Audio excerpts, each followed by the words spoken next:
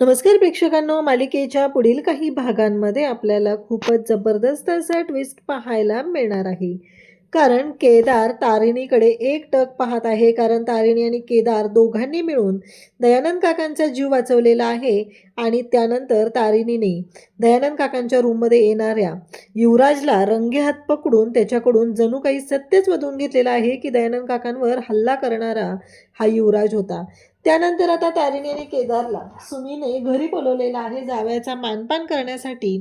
तेव्हा तारिणी ज्या पद्धतीने आता तयार होत असते आणि अचानक तारिणीला बॉसचा फोन म्हणजे सगळ्यांचा फोन आलेला असतो टीमचा.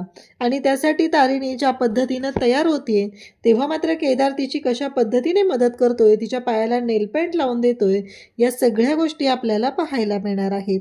तर इकडे निशी आणि त्याचबरोबर निशी आणि जाणार आहेत ते म्हणजेच निशी आणि युवराज. निशी म्हणते की युवी आपण जाऊया, कारण तिथं गेल्यानंतर माझ्या घरी इथे ज्या केदार खांडेकर म्हणून त्याला मान दिला जातो, त्याचा माझ्या घरी तो केदार खांडेकर जरी घालेला असला तरीही त्याचा ज्या पद्धतीने अपमान होणार आहे ते बघायला आपण तिथे जाऊया, असं ती सांगत असते.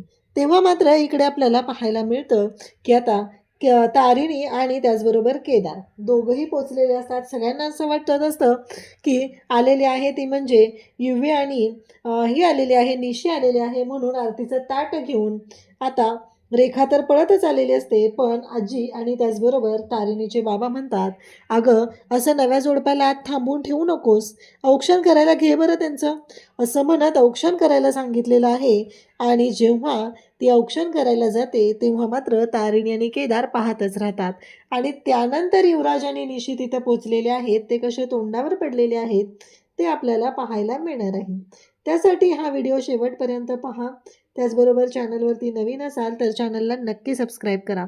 इकडे आता खांडेकरांच्या घरी दयानंद काकांवरती हल्ला करायला जी व्यक्ती येऊन पोहोचलेली असते ती व्यक्ती म्हणजेच युवीने पाठवलेला तो माणूस.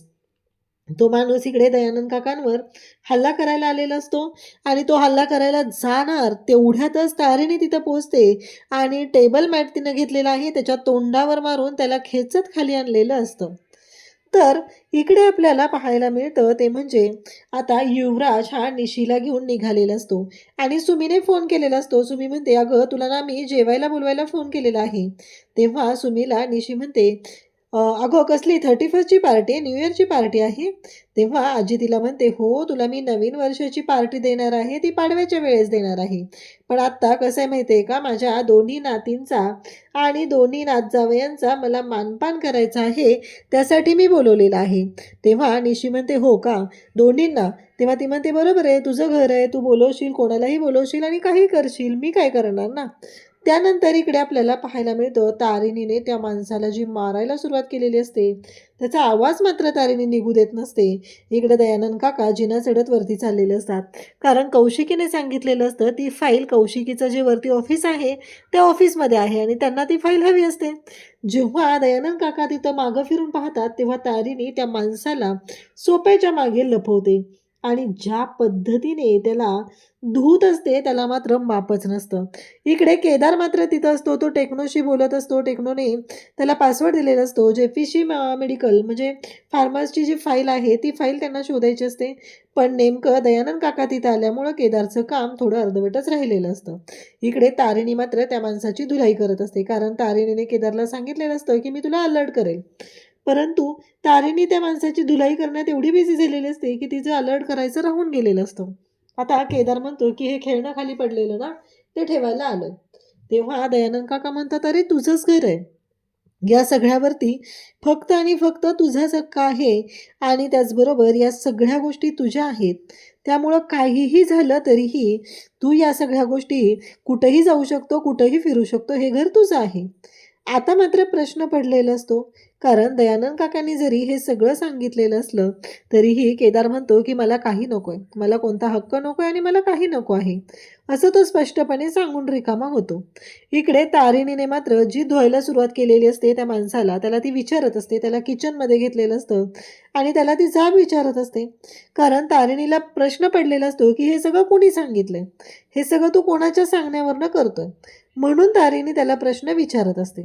परंतु तो माणूस मात्र काही केलं सांगायला तयार नसतो. तेव्हा मात्र तारिणी त्याची जी धुलाई करत असते, तो नारळ असते तो त्याच्या डोक्यावर घालते आणि फुटलेल्या नारळाचं एका ग्लासामध्ये पाणी काढत असते. त्याचबरोबर इकडे आता चेतना काकू तिथे येतात आणि म्हणतात, अगं तारिणी, कसला आवाज आला गं? तेव्हा तारिणी म्हणते, काही नाही, नारळ फोडत होते.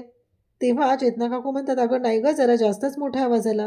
तारिणी म्हणते, नाही, जरा नारळ जास्तच मोठा होता ना. आणि तिथे त्या माणसाच्या छातीवर पाय देऊन ही तारिणी उभी असते. तारिणीला असल्या गुंडांना सरळ करायला काही वेळ लागत नसतो, कारण तो तिचा डाव्या हाताचाच खेळ असतो. आणि मग चेतना काकूला ती नारळाचं पाणी देते आणि त्यांना म्हणते की हे घ्या, मी तुम्हाला अजून आणून देते, स्किनसाठी खूप छान असतं. चेतना काकू म्हणतात, तू तर माझी आवडती सून झालीस गं. तेव्हा तारिणी हसते आणि चेतना काकू जातात. तेवढ्यातच केदार आता खाली आलेला असतो, पण केदारला दयानंद काका म्हणालेले असतात की तू एकदा फक्त बाबा म्हण, मला माहिती आहे तू कोणत्या उद्देशाने इथं आलेला आहे, सगळं मला माहिती आहे. परंतु इकडे केदार म्हणत असतो, म्हणजे? तेव्हा त्याला दया काका म्हणत असतात की हे बघ, कसं आहे माहिती आहे का, तू माणुसकी म्हणून आलेला आहे, तुझ्या आईने तुझ्यावरती जे संस्कार केलेले आहेत त्या संस्कारांमुळे तू इथं आलेला आहे. हे ऐकल्यानंतर खरं तर दयानंद काकांना केदारला वाटत असतं की ते केदारला म्हणतसुद्धा असतात की काहीही झालं तरीही मला माहिती आहे की तू ज्यासाठी इथं आलेला आहे ती गोष्टही मला चांगलीच माहिती आहे.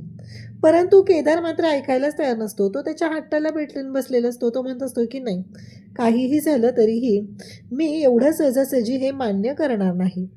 त्यानंतर इकडे आता युवराज हा निशीला घेऊन माघारी येतो. निशी ओरडायला सुरुवात करते. ती म्हणते, का मी लहान लेकरू आहे, मला तू घेऊन गेला आणि माघारी घेऊन आलेस परत चक्कर मारून. चल आपण जाऊया, काहीतरी फिरून येऊया, त्याचबरोबर शॉपिंग करूया. पण युवराज ऐकायला तयार नसतो. तो म्हणत असतो की तुझ्या सासऱ्यांची मला जास्त आठवण आलेली आहे म्हणून आपण आलेलो आहोत. तेव्हा युवराज आता दयाकाकांच्या रूममध्ये येतो. तेव्हा तारिणी तिथं असते आणि त्याला ठणकावून सांगते की काही झालं तरी विचार कर, दयानंद खांडेकरचा थोरला मुलगा आणि थोरली सून जोपर्यंत इथं आहे ना, तोपर्यंत त्यांच्या केसालाही धक्का लागणार नाही आहे, कारण कुणी कितीही काहीही करण्याचा प्रयत्न केला. तेव्हा युवराज मात्र म्हणत असतो की नाही, मी असंच बघायला आलो होतो, मला बाबांशी बोलायचं होतं ना. ती म्हणते, ते झोपलेत ना. कसे वेळी यावेळी झोपलेत, औषध घेतलेत ना म्हणून झोपलेत. औषध घेतल्यावर बऱ्यापैकी माणसांना झोप लागते, असं तिने स्पष्ट केलेलं असतं आणि या माणसाची मात्र वाट लावलेली असते. तेव्हा मात्र इकडे आता युवराज भयानक चिडलेला असतो. तारिणीने त्याची वाटच लावून टाकलेली असते. तारिणी त्याला म्हणालेली असते की बघ, तुला काय वाटलं तू काहीही करशील? तर आता तारिणीला घरून फोन आलेला असतो. तारिणीला जायचं असतं, सुमीने सांगितलेलं असतं. तारिणी तयार होत असते. तेव्हा तिच्यासोबत तिथं केदार असतो. ती नेलपेंट लावत असते, तयार होत असते. केदार मात्र तिच्याकडे एकटक पाहत असतो. केदार तिच्या प्रेमात फुलटू पागल झालेला आहे, ही गोष्ट तर आपल्याला माहितीच आहे. तेव्हा मात्र इकडे पाहायला मिळतं की आता इकडे युवराज मात्र तयार होत नसतो. तेव्हा निशी त्याला सांगते की अरे कसं आहे माहिती आहे का, काहीही झालं तरी तो हेल्पर तुला जो वाटत आहे तो जेव्हा त्या घरात येणार आहे तेव्हा त्याला त्या घरामध्ये तो खांडेकरांचा मुलगा म्हणून जरी प्रसिद्धी झालेला असला तरीही त्याला तिथं किंमत मिळणार नाही, असं त्याला निशी सांगत असते. आणि इकडे केदारने तर तारिणीच्या पायाला नेलपेंट वगैरे लावलेली असते. तारिणीसाठी जे काही करता येईल तो ते करत असतो. इकडे आपल्याला पाहायला मिळतं की तारिणी आणि केदार छान तयार होतात आणि दोघंही टू व्हीलरवरती पोहोचतात. ते दोघं मात्र निशी पोहोचायच्या आधी तिथं पोहोचलेले असतात. खऱ्या अर्थाने खरं तर ही छान अशी सुरुवात झालेली असते. मग यांना सगळ्यांना असं वाटतं की निशी आणि युवराजच आलेत, म्हणून रेखा आणि त्याचबरोबर मालती दोघीही धावत येतात. परंतु घडतं असं की तिथं निशी आणि युवराज न येता तिथं आलेले असतात ते म्हणजे तारिणी आणि केदार. मालती म्हणते की अगं काय चाललंय तुझं, तयार हो ना लवकर, घे औक्षण करायला बरं, काय असं करतेस तू? असं म्हणत मालती तिला बोलते, एवढ्या वेळ असं दारात थांबवून ठेवायचं नसतं. आणि आता मात्र मग मालती मात्र त्या दोघांचं औक्षण करायला घेते आणि निशी आणि युवराज येऊन दारात थांबलेले असतात आणि मग मात्र मोठा राडा होतो. तर फायनली या सगळ्या गोष्टी घडलेल्या आहेत आणि युवराज हा तोंडावर पडलेला आहे, तर केदार आणि तारिणीचं जंगी स्वागत झालेलं आहे. अशाच अपडेटसाठी चॅनलशी कनेक्ट राहा. थँक्यू.